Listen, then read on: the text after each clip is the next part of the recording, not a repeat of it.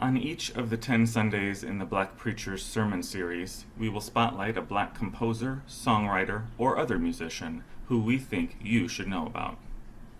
Today our spotlight shines on Samuel Coleridge-Taylor, not to be confused with the early 19th century British poet Samuel Taylor Coleridge, who wrote, among other famous works, The Rime of the Ancient Mariner.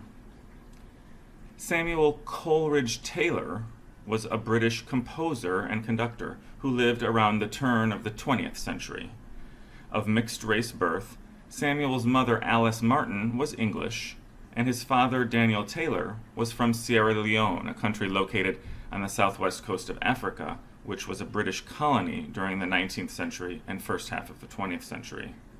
Samuel's father, Daniel, had come to Britain in the 1860s to study medicine, and subsequently qualified as a member of the Royal College of Surgeons. Alice and Daniel were not married, and shortly after Samuel was conceived, Daniel moved back to Africa, not knowing that Alice was pregnant with his son.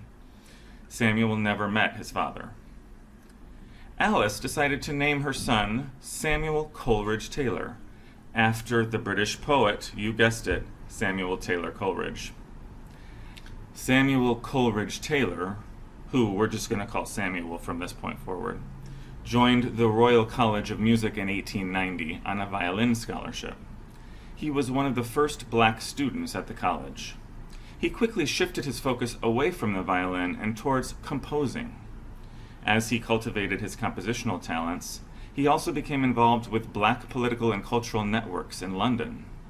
In 1896, he met the African-American poet Paul Laurence Dunbar and set some of his poems to music.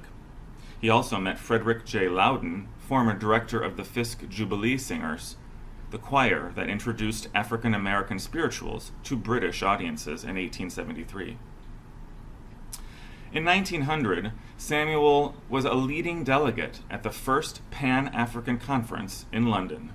He took responsibility for arranging musical entertainments. He was also the youngest signatory of a resolution which called on various heads of state to, quote, acknowledge and protect the rights of people of African descent, unquote.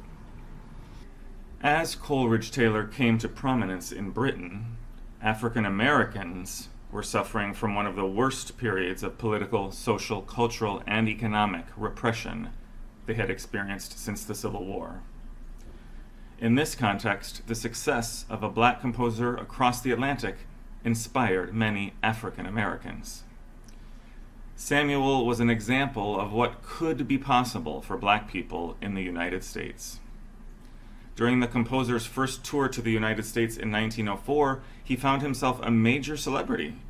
Samuel was received by President Theodore Roosevelt at the White House, a rare event in those days for a man of African descent.